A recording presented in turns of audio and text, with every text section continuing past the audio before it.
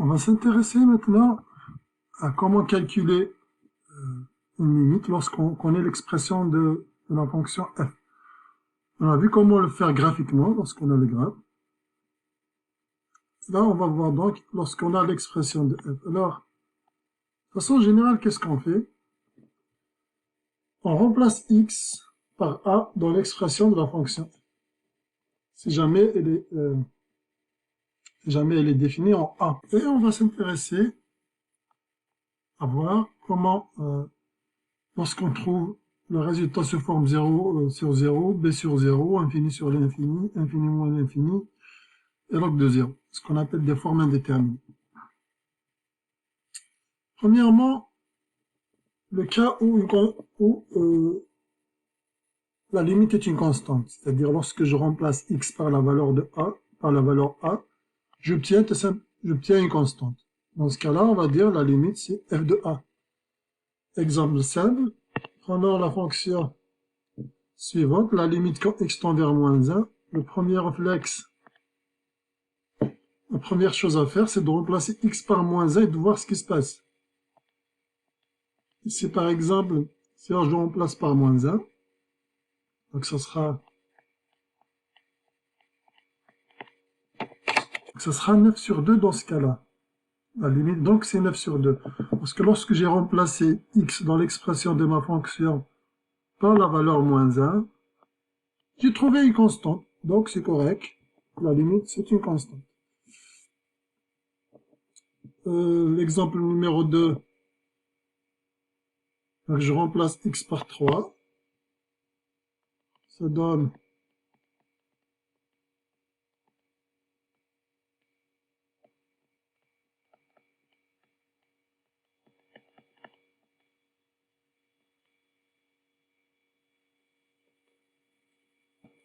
donc on peut laisser le résultat comme ça, exponentielle moins 2 sur log de 6578.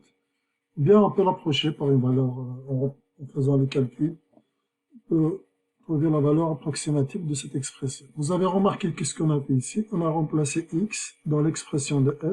J'ai remplacé tous les x par moins 1. Ici, j'ai remplacé tous les x par 3. Voilà. Donc, lorsque on remplace, si c'est une constante, on a trouvé la limite. Mais parfois, on ne trouve pas une constante, on trouve une expression de type 0 sur 0, b sur 0, infini sur l'infini, infini moins l'infini, log de 0, ou d'autres formes qu'on appelle les formes indéterminées. Dans ce cas-là, il faut utiliser des techniques, certaines techniques, afin de se débarrasser de la forme indéterminée en quelque sorte. Maintenant, regardons quelques techniques à utiliser pour le calcul des limites. Par exemple, la méthode du conjugué. La méthode du conjugué est souvent utilisée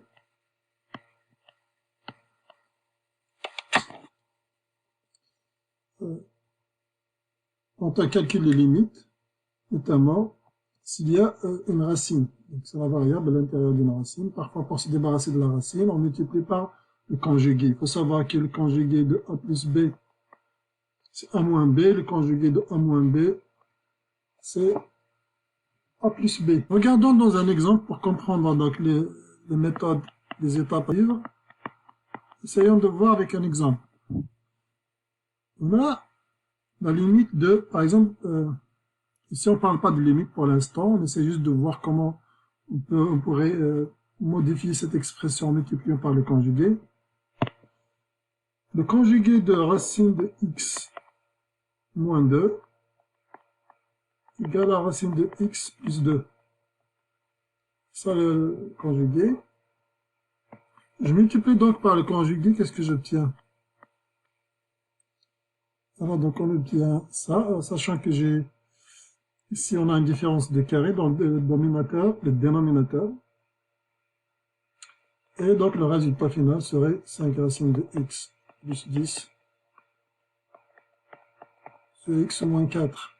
Donc on n'a plus de racine dans le dénominateur en fin de compte. À la fin de cette étape, La racine, il n'y en a plus de racine dans le dénominateur. Donc les étapes à suivre. Premièrement, multiplier le numérateur et le dénominateur par le conjugué de l'expression. C'est ça qu'on a fait. Donc pour nous, le conjugué, c'était racine de x plus 2. Donc ici, on a remplacé par la différence de carré, on obtient x moins 4, et puis on a simplifié l'expression en quelque sorte. On aurait pu la laisser comme ça. On pourrait refaire le procédé une autre fois si jamais encore, si pas, il reste encore des racines. On pourrait factoriser si on trouve des polynômes de degré supérieur, etc. Donc, mais c'est ça la méthode du conjugué. Donc on vient d'utiliser la méthode du conjugué dans l'exemple 1.4, dans lequel il y avait une variable dans un radical, c'est la variable x, elle est au dénominateur. Après avoir utilisé la méthode, il n'y a plus de racine dans le dénominateur. Il n'y en a plus. Mais parfois aussi, la racine peut être dans le numérateur et on pourrait être intéressé à la faire sortir de la racine pour des besoins quelconques de calcul de limites, etc. Donc là également, on peut multiplier et diviser par le conjugué. Le conjugué du numérateur, c'est 1 plus racine de 3x plus 2. Ensuite, on remarque la différence de carré dans le numérateur. On simplifie le numérateur. Et on obtient donc le résultat suivant. On peut le laisser comme ça. Vous avez remarqué que au départ, la variable était dans une racine. En tous les cas, au numérateur, on n'a plus de racine. Mais on la retrouve au dénominateur. Si c'est pas grave, on est juste en train d'apprendre à utiliser les conjugués. Il se pourrait qu'on a déjà réglé le problème. Si c'était un calcul de limite, probablement, la nouvelle expression nous amène à calculer la limite facilement. Donc, selon le besoin, tout dépend des besoins. Bien sûr, on a utilisé la différence de carré. Ici, c'est ça qu'on a utilisé pour le... Donc, exemple. Pour la multiplication, par exemple, de 5 moins racine de x par 5 plus racine de x, en utilisant le fait que ce soit une différence, on peut remplacer par la différence de carré, donc ça permet de simplifier des expressions de ce type. Maintenant, regardons les limites lorsqu'on trouve une limite de type 0 sur 0, c'est-à-dire le fait de remplacer x par la valeur dans laquelle on veut converger. On ne trouve pas une constante. Si c'est une constante, c'est bon, mais si c'est une expression de type 0 sur 0, comment on va faire? Dans ce cas-là, on va utiliser 3 méthodes principales qui permettent de résoudre le problème de ce type. Factorisation, simplification, la méthode du conjugué et les identités trigonométriques si jamais on a une fonction trigonométrique. Regardons de près comment ça se fait. Admettons que la limite suivante elle est de type 0 sur 0. P et Q, ce sont des polynômes, par exemple. Si P et Q, ce sont des polynômes, et qu'ils s'annulent tous les deux pour x égale a, donc tous les deux peuvent s'écrire comme x moins a fois quelque chose sur x moins a fois quelque chose d'autre. Et là, on pourra simplifier x moins a. Une fois on a simplifié, bien sûr, il faut réévaluer pour s'assurer qu'on s'est bien débarrassé de la forme indéterminée 0 sur 0. Sinon, on devrait encore chercher une autre astuce, peut-être encore factoriser, essayer de simplifier, utiliser le conjugué, etc. Exemple, je m'intéresse à la limite, exemple 1.15, je m'intéresse à la limite de cette fonction lorsque x tend vers moins 4. Le premier réflexe, on a dit on remplace par moins 4. Qu'est-ce qu'on obtient? Moins 4 au carré, c'est 16. Plus 4 fois moins 4, moins 16, ça donne 0. Donc il est 0 sur 0. En dénominateur, 16 moins 16, ça donne 0. Donc il est sur la forme 0 sur 0. En gros, moins 4, c'est une racine du polynôme numérateur et c'est une racine du polynôme du dénominateur. En gros, les deux peuvent être divisés sur x moins la racine. Non, sur x moins la racine, c'est-à-dire x moins 4. Les deux peuvent être divisés sur x plus 4. En gros, on peut écrire le numérateur comme x plus 4 fois quelque chose et le dénominateur comme x plus 4 fois quelque chose. Le dénominateur, on voit tout de suite que c'est une différence de carré.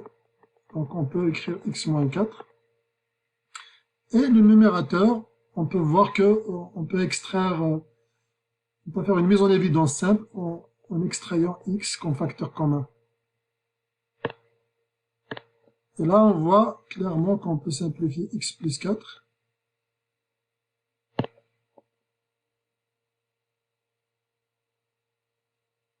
Voilà, donc en gros, ici, qu'est-ce qu'on va faire? J'ai pas encore remplacé, donc je vais garder le mot limite. Je vais pas encore remplacer x par sa valeur. Et on pourra écrire, c'est la limite.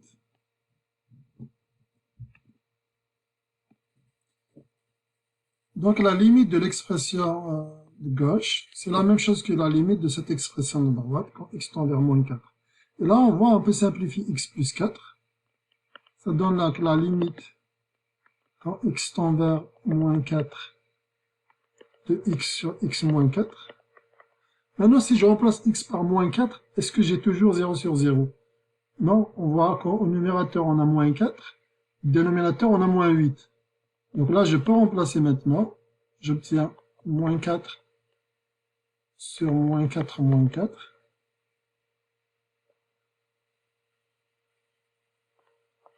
Égale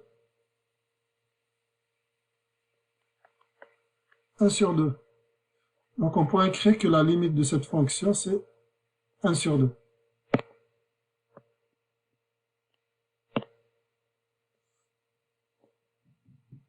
Vous avez remarqué sans doute que le mot limite, il est là. Il est là, mais on ne le voit plus ici, on ne le voit plus ici. Donc il est là parce que je n'ai pas encore remplacé x par sa valeur. Et là, quand j'ai remplacé x par moins 4 ici, on n'écrit plus le mot limite. C'est terminé. Il n'y a pas de x dans notre équation. Il y a juste des constantes, donc il n'y a pas de limite. On laisse... et puis on peut, comme j'ai dit, on fait le calcul et la limite c'est 1 sur 2. Un autre exemple de limite de type 0 sur 0, on va utiliser la factorisation. Regardons très bien le dénominateur quand x tend vers 2, ça tend vers 0. Et le numérateur, quand x tend vers 2, 3 moins 2, c'est 1 puissance 7, moins 1 puissance 8. Donc on obtient 1 moins 1, 1 moins 1 sur... donc elle est sur la forme sur 0. Donc 0 sur 0, c'est une forme indéterminée. Étant donné qu'on a des polynômes, on va pouvoir quand même diviser ces polynômes par x-2. Par x-2 parce que 2 c'est une racine. Les deux pourront être divisés par x-2. Donc le numérateur pour faire, on va utiliser la mise en évidence simple. On va extraire x-3 puissance 7, 3 moins x puissance 7, comme facteur commun. Donc ici on peut simplifier x-2 avec le dénominateur, donc ça donne la limite de 3 moins x puissance 7. Donc la limite de cette quantité, quand x tend vers 2, c'est la même chose que la limite de cette quantité quand x tend vers 2. La différence, c'est que dans la première expression, on avait 0 sur 0. C'est une forme indéterminée. On ne peut pas savoir directement la limite comme ça. Mais la dernière expression, si j'essaie de remplacer par 2, qu'est-ce que ça donne? Ça donne 3 moins 2 puissance 7. Donc je remplace. Quand je remplace, il n'y a plus de limite, ça y est, parce que j'ai remplacé x par sa valeur. Sa valeur limite 2. Donc on aura 3 moins 2 puissance 7. Voilà. Donc j'écris plus limite ici, il n'y a pas de x, c'est juste une constante, et ça donne 1. Donc la limite ici c'est 1. Vous voyez, avec la factorisation, on a pu simplifier la limite. On a pu enlever la forme indéterminée 0 sur 0, pour pouvoir calculer, trouver la valeur de la limite. Maintenant, parlons de la méthode du conjugué. Toujours essayer donc de mettre la capsule en pause avant de faire les exemples. Regardons de près qu'est-ce qui se passe. D'abord, le premier réflexe, c'est de remplacer par la constante pour voir est-ce que c'est le résultat est calculable. Ce n'est pas 0 sur 0 ou quelque chose de non calculable. Si c'est une constante, on a réglé le problème. Mais regardons de très près. Quand je remplace par moins 2 ici, cette fois moins 2, oui, ça donne moins 14. 22 moins 14. 22 moins 14, ça donne 36. Racine de 36, c'est 6. Donc, au dénominateur, on a déjà 0. Au nominateur, 3 fois moins 2, c'est moins 6, plus 6, c'est 0. Donc, c'est une forme indéterminée, 0 sur 0. Donc, il faut pouvoir se débarrasser de cette forme indéterminée pour pouvoir calculer la limite. Donc, je vais l'écrire quelque part ici. Donc, on a vu la factorisation de polynômes tout à l'heure. Maintenant, ici, on n'a pas de polynôme, on a plutôt une racine au dénominateur. On va essayer de se débarrasser de cette racine avec le conjugué. En gros, on va multiplier par les conjugués du dénominateur. Les conjugués de 6 moins racine de cette chose, c'est 6 plus racine de cette chose. Donc, on aura 3x plus 6. On obtient donc l'expression suivante. Donc la limite de la quantité de gauche égale à la limite de la quantité de droite. Maintenant, le dénominateur, on voit que c'est la différence de carré. Donc on pourra simplifier. Donc on obtient l'expression qu'on voit ici. Maintenant, on peut essayer de remplacer par moins 2 pour voir ce qu'on a réglé le problème de 0 sur 0. Au numérateur, on a 3x plus 6. 3 fois x. 3 fois moins 2, c'est moins 6 plus 6, ça donne 0. Et peu importe ce qui est dans la parenthèse rouge. Au dénominateur, quand je remplace x par moins 2, ça donne 14 moins 14, ça donne également 0. Donc on a toujours une forme indéterminée 0 sur 0. Toujours. On n'a pas réglé le problème. Sauf que là, on a des polynômes quand même. Un polynôme au numérateur, même s'il est multiplié par une autre quantité. Un polynôme au dénominateur.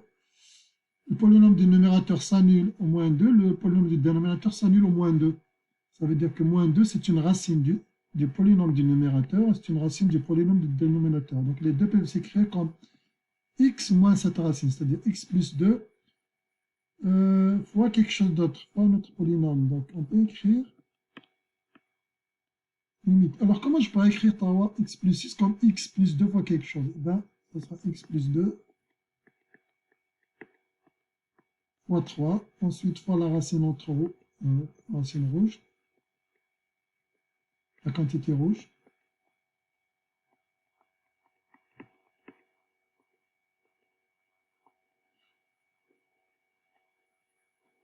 On a dit aussi que le dénominateur s'annule pour x égale moins 2, donc ça se divise sur x plus 2. Et pour le diviser, on écrit directement x plus 2. C'est facile à voir que c'est 7 facteurs communs. On notre mise en évidence. Là, on voit qu'on peut simplifier x plus 2 clairement. On peut simplifier. On arrive donc à la dernière expression ici. Et dans cette dernière, si je remplace par moins 2, on voit qu'il n'y a pas de 0 au dénominateur. Donc je remplace juste au numérateur. Qu'est-ce qui se passe pour 22? On obtient à l'intérieur de la racine 22. Racine de 22 plus 14, c'est racine de 36. 6 plus 6, c'est 12. 12 fois 3 sur 7. On obtient 12 fois 3 sur 7. Voilà la limite. Donc vous avez remarqué que là, j'ai utilisé deux fois. La première fois, j'ai utilisé le conjugué. J'ai utilisé deux techniques. La première fois, j'ai utilisé le conjugué ici. Ensuite, j'ai factorisé deux polynômes. Donc, même si le numérateur n'est pas entièrement un polynôme, mais la racine moins 2, c'est un polynôme. Elle annule une partie du numérateur qui est un polynôme. Donc cette partie qui est un polynôme peut être factorisée comme x plus 2 fois quelque chose. Elle annule également le dénominateur, donc il peut être factorisé comme x plus 2 fois quelque chose. Ça permet de simplifier le x plus 2. Encore un autre exemple. Là également, en remplaçant, on trouve une forme indéterminée de type 0 sur 0. Comment on fait? Donc le dénominateur c'est 0, s'annule en 9. Ça veut dire que 9 c'est une racine du dénominateur. Le dénominateur peut s'écrire comme x moins 9, pas quelque chose d'autre. Pas quelque chose. Ce quelque chose peut être trouvé en faisant une division de ce polynôme sur x moins 9, ou bien en calculant le discriminant delta et trouver les racines du polynôme qui est en bas. Ou ils peuvent utiliser une autre technique aussi. Parfois, il est facile d'observer, de déduire l'autre racine. Si je vois ici 54 comme constante, je peux imaginer obtenir 54 en faisant par exemple plus 6 ici. Donc moins 9 fois 6, c'est moins 54. Après, il reste de vérifier est-ce que c'est vraiment ça. Moins 9x plus 6x c'est moins 3x. On a factorisé le dénominateur. Est-ce que le problème est réglé? On peut pas, le problème n'est pas réglé parce qu'on ne peut pas simplifier ici x moins 9, il n'y a pas d'x moins 9. Il n'y a pas d'x moins 9 comme numérateur. Il n'y a pas d'x moins 9. On ne pourra pas simplifier. On pourra écrire x moins 9 comme la différence de carré ici. On peut l'écrire comme racine de x moins 3 fois racine de x plus 3. On pourra effectivement faire ça. Donc on peut écrire là x moins 1. Je répète, première idée, c'est d'écrire x moins 9 comme racine de x moins 3 fois racine de x plus 3. Et ensuite de simplifier racine de x moins 3. On peut faire ça. Mais ce que je vais faire ici, c'est différent.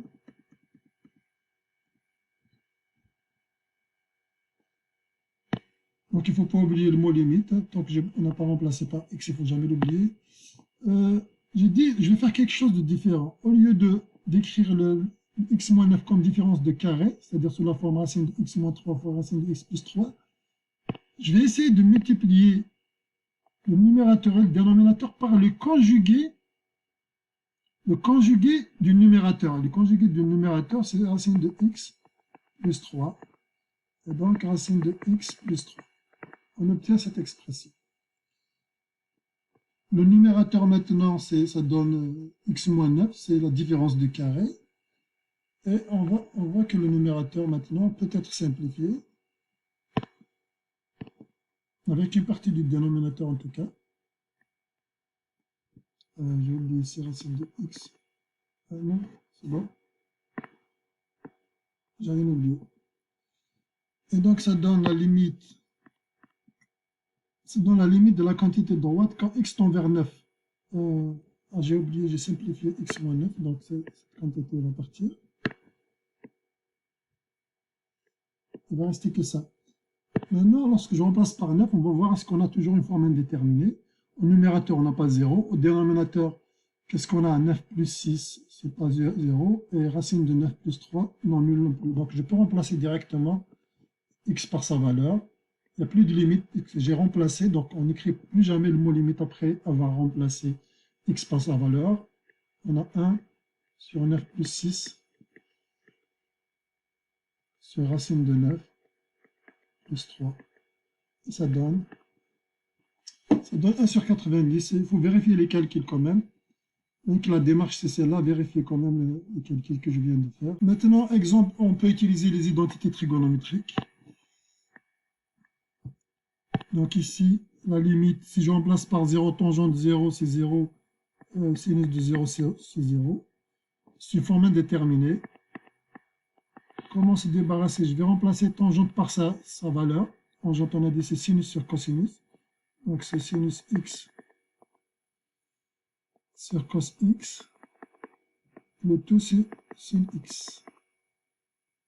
Après avoir remplacé la fonction tangente par sa valeur qui est sinus sur cosinus, je peux simplifier le sinus. Ça donne la limite. Et on sait que 1 sur cos 0, donc une fois là je remplace maintenant x par sa valeur. Donc j'obtiens 1 sur cos 0.